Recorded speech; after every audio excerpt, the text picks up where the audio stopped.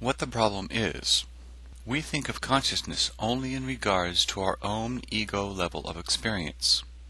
When I make the statement that cells are conscious individuals, the tendency for us is to think of them as, say, little people.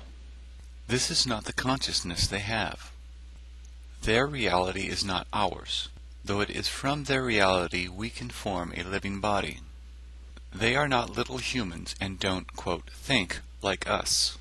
But this does not mean they do not possess consciousness. We have already seen that even the beings that we are is far more than just this ego consciousness. The next argument is that they don't have a brain.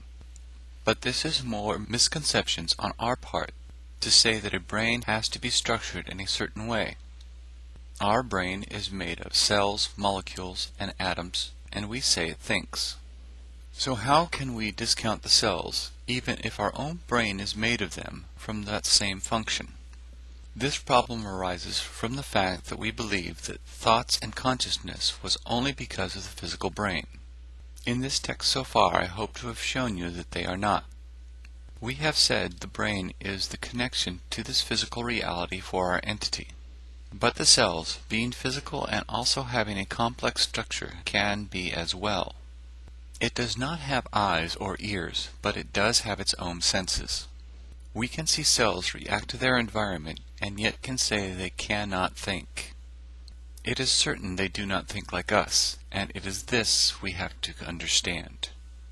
Now that I have explained this view so we can start to include these cells as individuals and attribute to them some consciousness, let's add them to the creation picture. If they are conscious, they emit EE units and are therefore part of the blend that creates our reality. As you are used to by now, I like to back up my theories with some information from what was given to us from the other side. Seth speaks, session 512. Quote, break. Your physical senses permit you to perceive the exterior forms to which you then react, but your physical senses to some extent force you to perceive reality in this manner. And the inside vitality within matter and form is not so apparent. I can tell you, for example, that there is consciousness even within a nail, but few of my readers will take me seriously enough to stop in mid-sentence and say good morning or good afternoon to the nearest nail they can find stuck in a piece of wood. Nevertheless, the atoms and molecules within the nail do possess their own kind of consciousness. The atoms and molecules that make up the page of this book are also, within their own level, aware. Nothing exists, neither rock, mineral, plant, animal, or air, that is not filled with consciousness of its own kind. So you stand amid a constant vital commotion, a gestalt of aware energy, and you are yourselves physically composed of conscious cells that carry within themselves the realization of their own identity, that cooperate willingly to form the corporal structure that is your physical body. I am saying, of course, that there is no such thing as dead matter. There is no object that was not formed by consciousness, and each consciousness, regardless of its degree, rejoices in the sensation and creativity. You cannot understand what you are unless you understand such matters. End quote. This quotation brought out a lot more than just the idea of a cell consciousness, but is the next step within this study. As for understanding the cells and their form of consciousness, more can be said. I will not, however, be doing that within this book because it is not central to the main topic of metaphysics. I will just say that Seth discusses much about the body and its makeup. He dives into cellular memory and their kind of conscious focus within probabilities. It may be hard enough, but at least somewhat acceptable for a scientist to agree there may be a form of consciousness in a living cell. But now trying to tell him all of matter is conscious will be a bit more difficult to take. I know, I have studied the question for years, and even now I only have some of the pieces.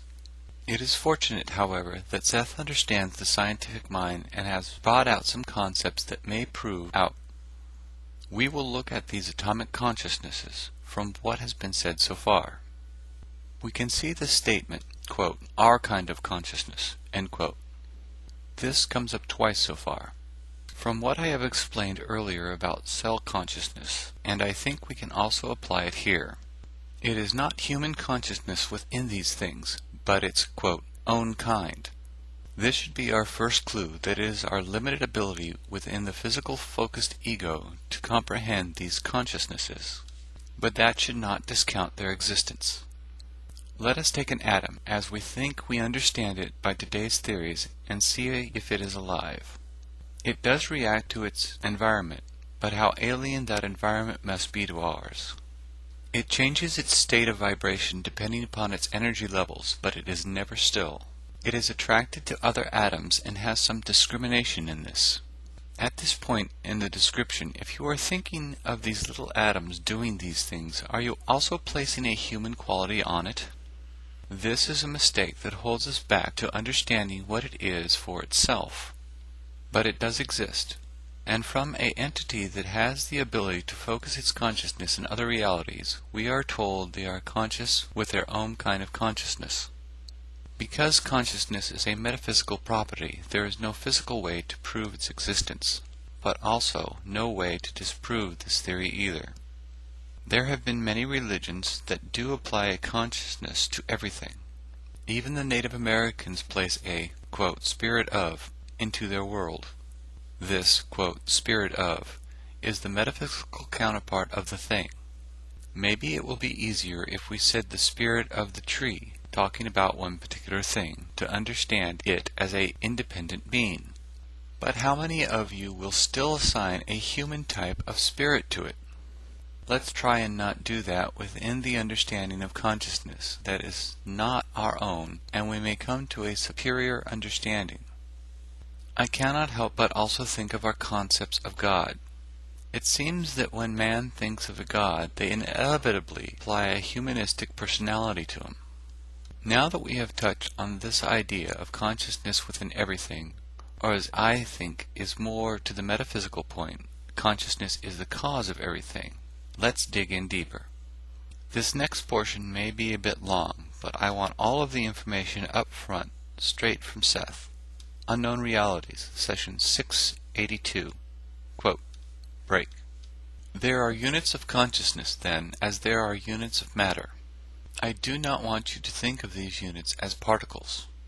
There is a basic unit of consciousness that, expressed, will not be broken down, as once it was that an atom was like the smallest unit and could not be broken down. The basic unit of consciousness obviously is not physical. It contains within itself innately infinite properties of expansion, development, and organization, yet within itself always maintains the kernel of its own individuality. Despite whatever organizations it becomes a part of or how it mixes with other such basic units, its own identity is not annihilated.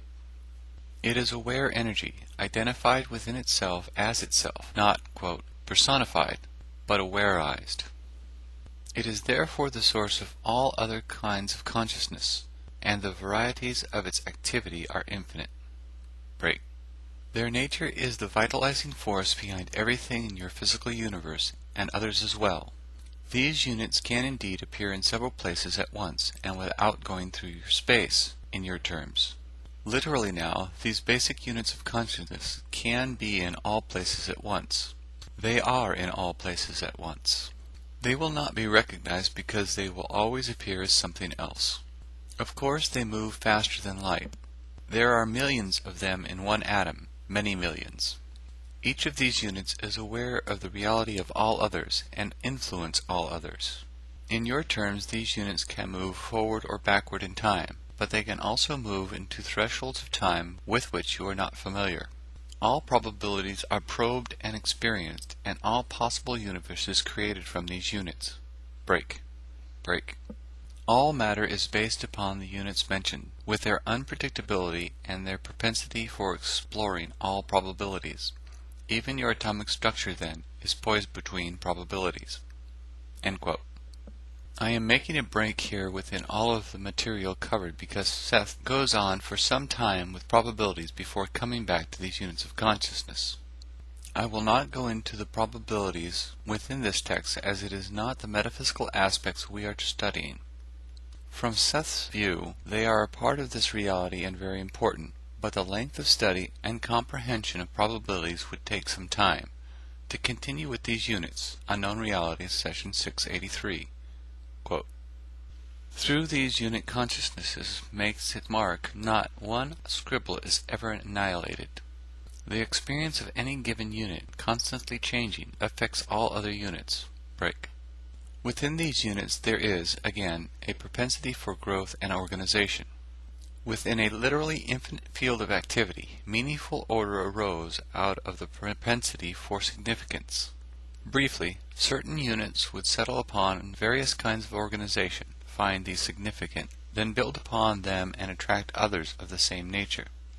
So were various systems of reality formed.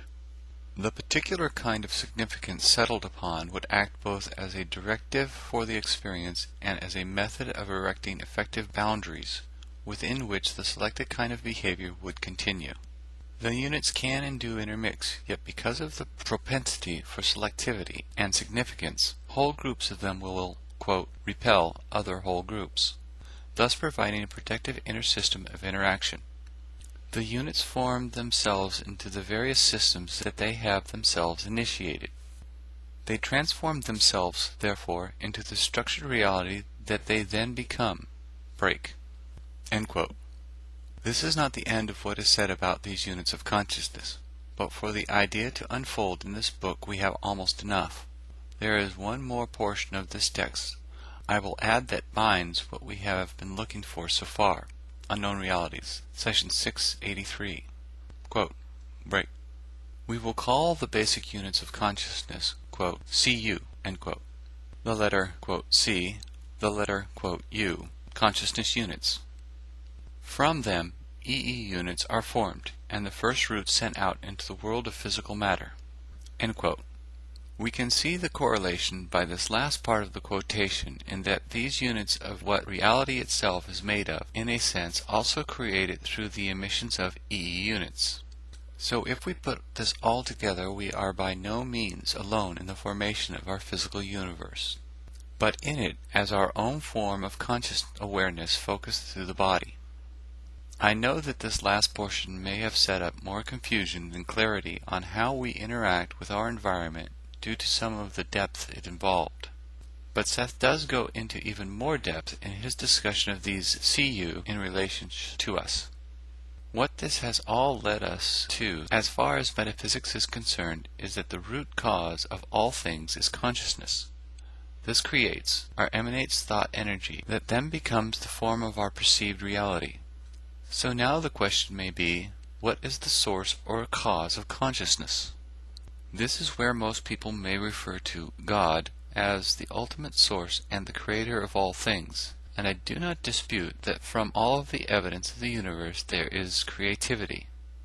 But the concept of God in religion does not seem to fit this picture of creation of all things if He is only interested in human affairs. Again, a personified God just like us, but a lot more powerful. So for our study I will use Seth's term of, quote, all that is, end quote.